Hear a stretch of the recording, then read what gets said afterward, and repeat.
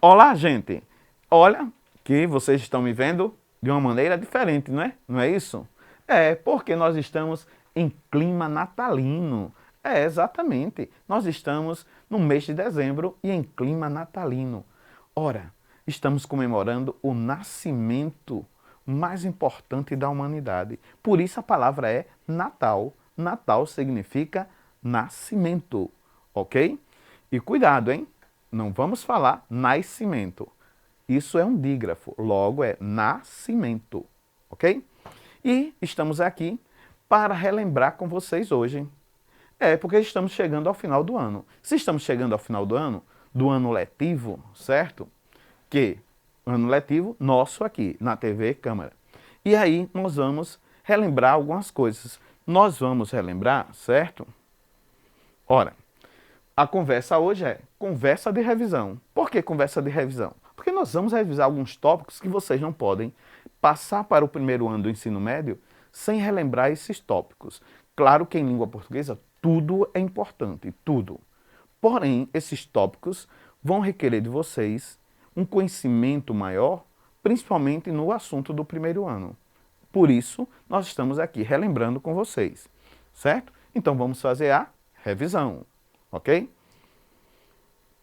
E quais são os tópicos que nós vamos relembrar hoje? Olha aqui, acompanha aí na tela.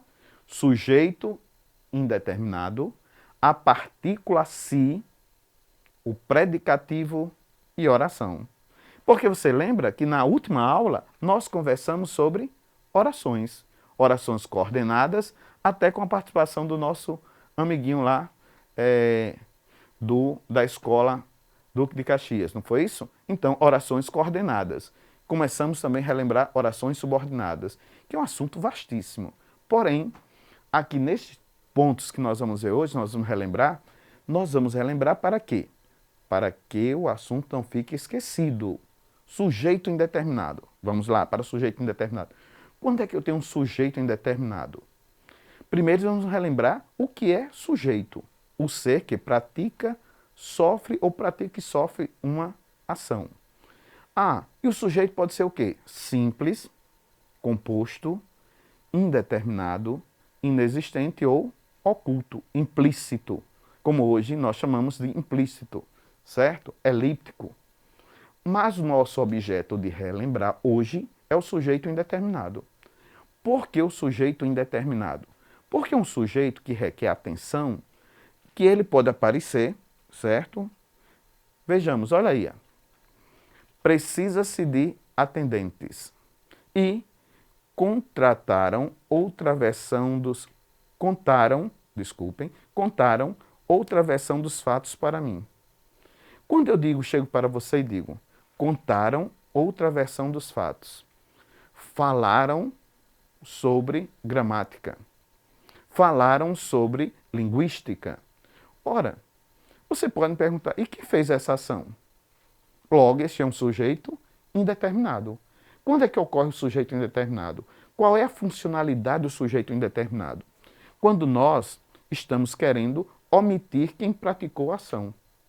E esta omissão de ação, de prática de ação, de agente de ação, ele só vai ocorrer, certo? Em dois casos. Vejamos.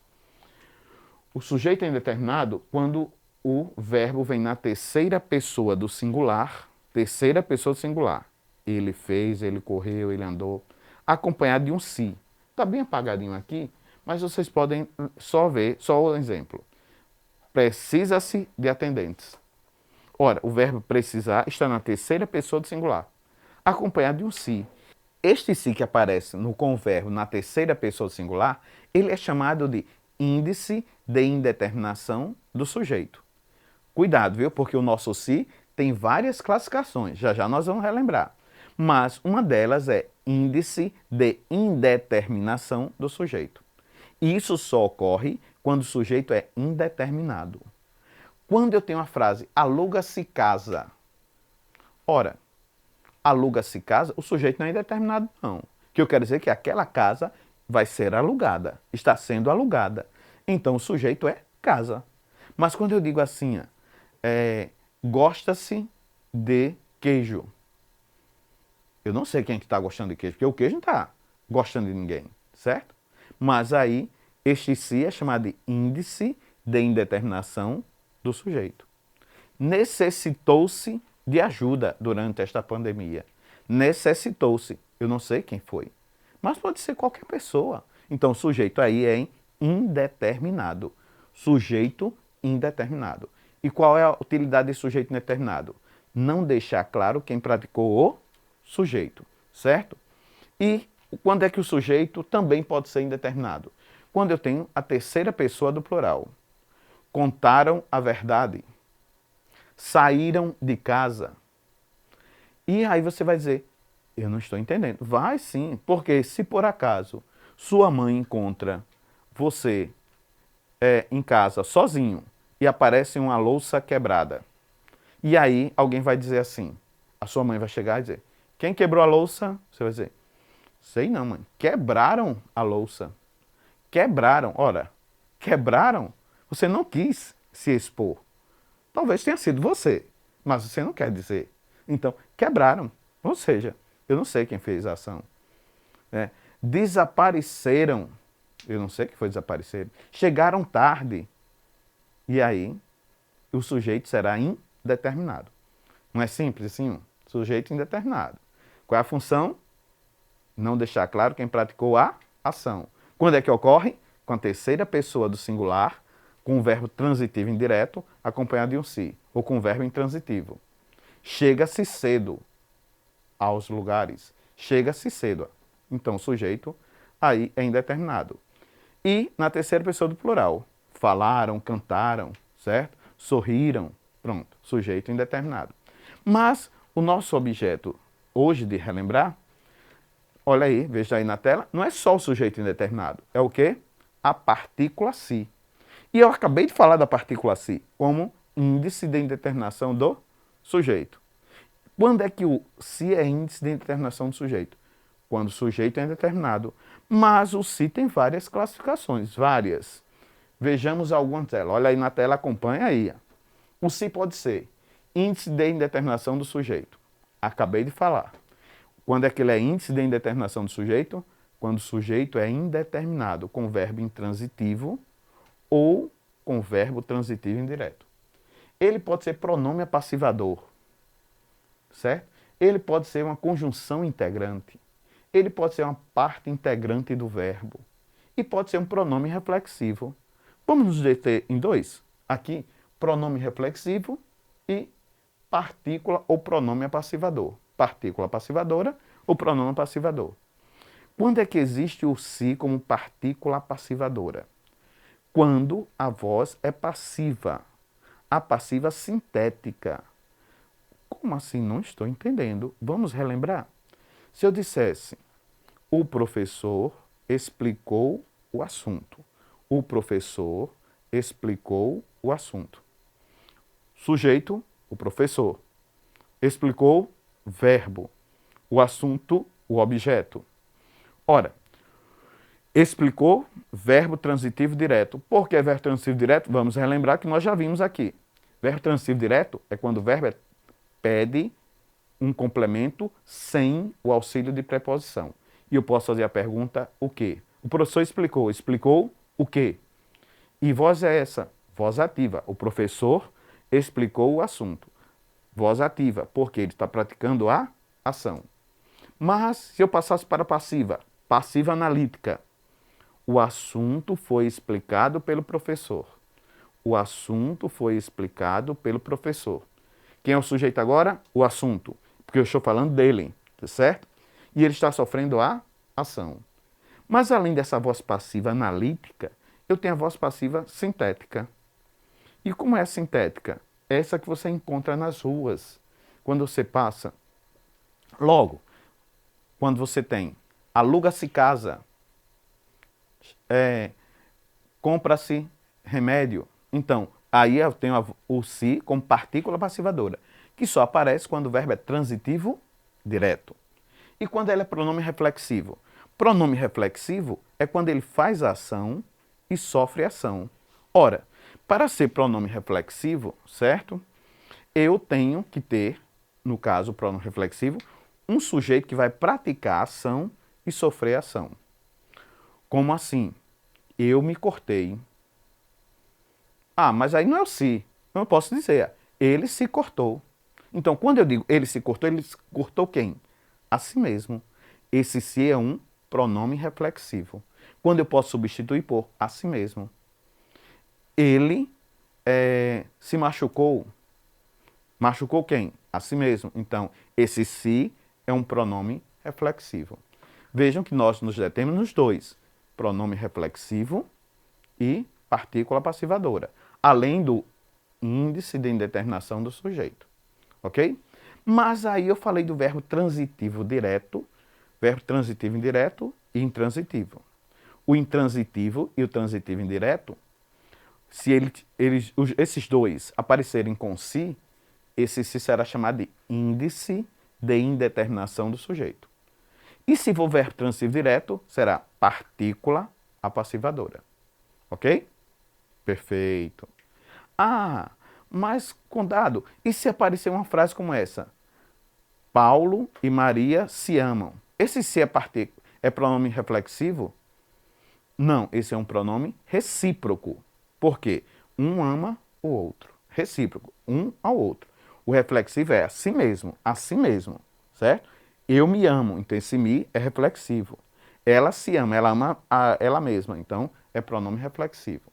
Entendeu? Mas aí faltou o verbo de ligação. E o que é o verbo de ligação? Verbo de ligação, ser, estar, continuar, ficar. E quando aparece, era-se feliz. Era-se feliz. Ora, era é verbo de ligação. E esse se, você vê que não tem o sujeito. Era-se feliz. Quem é? Não sei. Não entendi. Então, quem fez a ação? Logo, quando o verbo é de ligação, eu tenho, no caso, também um índice de indeterminação do sujeito. Ah, e o verbo de ligação, como é? É aquele que vai indicar um estado ou uma qualidade. Logo, é quando nós temos o predicativo. Quando eu tenho o predicativo. O que é predicativo? Estado ou qualidade, que você atribui ao sujeito, após um verbo de ligação. Vejamos as frases, vejam aí na tela. As crianças são inteligentes. Inteligentes é a qualidade. Os legumes estão frescos. Frescos, a qualidade dos legumes. O céu ficou nublado. Nublado, a qualidade do céu, o estado em que o céu está. Estas pegadas parecem de tigre. De tigre é uma locução que tem a função de dar uma qualidade, um estado àquelas pegadas. Ora, notem aí na tela que estes verbos destacados, circulados, eles são chamados de verbo de ligação. E, sendo verbo de ligação, eles vão exigir um predicativo. Ora, predicativo, sim, não esqueça, predicativo é quando eu tenho verbo de ligação e o predicativo pode ser do sujeito ou do objeto. Predicativo do sujeito ou do objeto. Logo, nós vimos também na revisão que o predicativo era um dos assuntos que nós vamos relembrar, acabamos de relembrar. E oração. Ora, oração? Sim, mas para que nós possamos relembrar oração, nós vamos relembrar do que é frase e do que é oração. Frase é qualquer enunciado que tenha sentido completo. Qualquer enunciado que tenha sentido completo. Ei, olá, bonito, legal. Ou você chegou agora. Qualquer enunciado que tenha sentido é uma frase. Ah, e o que é uma oração? Oração, nós vamos relembrar que a oração vai ser a estrutura linguística que contém um verbo. É sim, verbo. Lembrem que nós acabamos de falar de verbo, verbo transitivo, verbo intransitivo e verbo de ligação. A oração ela pode ser dividida em oração. E aí nós vamos ter o enunciado interrogativa, exclamativa, ok? Mas o nosso mais importante aqui assunto é o período. E o período, que é a oração, certo? Só pode existir quando tem a oração. O período, ele pode ser simples ou composto. Quando é que eu tenho um período simples? Veja aqui na tela. Quando eu só tenho uma oração. E o período composto? Quando eu tenho duas ou mais orações. Quando eu só tenho uma oração, eu tenho um período simples. Quando eu tenho duas ou mais orações, eu tenho um período composto. E sendo composto, ele pode ser composto por coordenação ou subordinação. Foi aquilo que nós falamos no início da nossa aula, certo? E estamos relembrando, oração é o enunciado que contém verbo. A oração forma o período. E o período pode ser simples ou composto.